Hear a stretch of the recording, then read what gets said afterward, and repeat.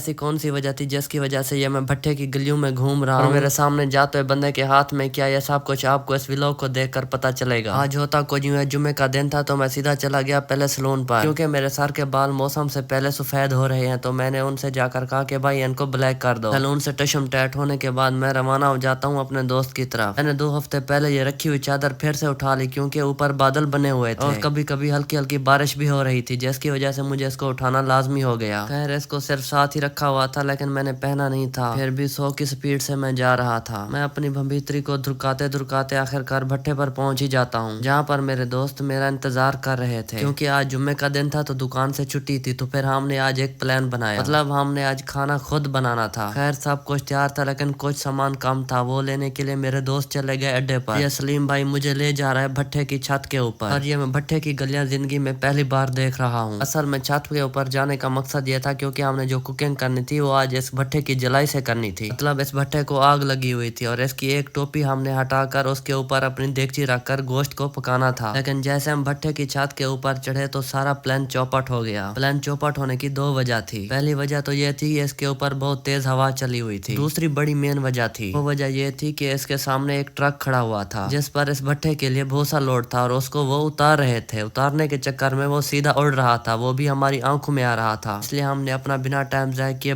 Plan B अपनाया। Plan B का मतलब अब खाना घर से बन कर आएगा। खैर हम सब सुकून से बैठ जाते हैं और अपने भाई के आने का इंतजार करते हैं। वो भी काइंडली आ जाते हैं। उन्होंने वैसे तो हमें बहुत ज्यादा देर करवाई थी, लेकिन फिर भी आ गए थे। उनके हंसते हुए चेहरे को देखकर हमारा सारा गुस्सा ही खत्म हो गया, क्योंकि हम काफी देर से उनका इंतजार कर रहे थे और खाना बनकर रेडी हो चुका था। और अब यहाँ से पठान भाइयों की मेहमान नवाजी शुरू हो जाती है, जो सबसे पहले किसी बर्तन में हमारे हाथ धुलवाए जाते हैं। मुझे तो इसके नाम का नहीं पता, इसलिए मैं इसको बर्तन कह रहा हूँ। फिर थोड़ी देर के बाद बहुत बड़ा दस्तरखान बिछा दिया जाता है, जिसके ऊपर तकरीबन 7 से 8 बंदे बैठकर सुकून से खाना खा सकते हैं। खाने को देखकर तो मेरे मुंह में पानी आ रहा था, क्योंकि माशाल्लाह इतनी बड़ी रोटी बनी हुई थी। बिस्मिल्लाह पढ़कर मैंने खाना खाना शुरू कर दिया, और मेरे साथ वाले सभी दोस्त भी खाना खाने में मसरूफ हो गए। और माशाल्लाह खाना खाने में तो बहुत ही जबरदस्त बना हुआ था। अगर आपका भी कोई पठान भाई दोस्त है, आप भी जरूर उसके घर जाकर उसका खाना जरूर खाएं। खाना खाने के बाद पेश की गई हमारे सामने गुड़ वाली चाय, जो बहुत ही जबरदस्त थी, क्योंकि ये मैं पहले भी ट्राई कर चुका हूँ। और इन भाइयों ने इस चाय के लिए स्पेशल गुड़ मंगवाया, वो भी बलूचिस्तान से, जिस गुड़ का टेस्ट हमारे इलाके से काफी मुख्तलिफ है। मतलब खाने में बहुत ही जबरदस्त है। माशाल्लाह काफी देर महफिल लगने के बाद अपने इख्तिताम को पहुंच जाती है। मतलब अब हम सब अपने घर की तरफ रवाना हो रहे थे। जैसे ही मैं अपनी दुकान पर पहुंचा तो नमाज असर का टाइम हो चुका था। मैंने अल्लाह ताला की नमाज पढ़ी और फिर अपनी दुकान के कबाड़ में जो भी कचरा पड़ा हुआ था उसको अलग करने लग गया, क्योंकि इस कचरे में मेरा कीमती सामान था। मतलब मैंने इनके पुराने बोर्डों से बहुत ज्यादा इसके पुराने एसी उतारने होते हैं।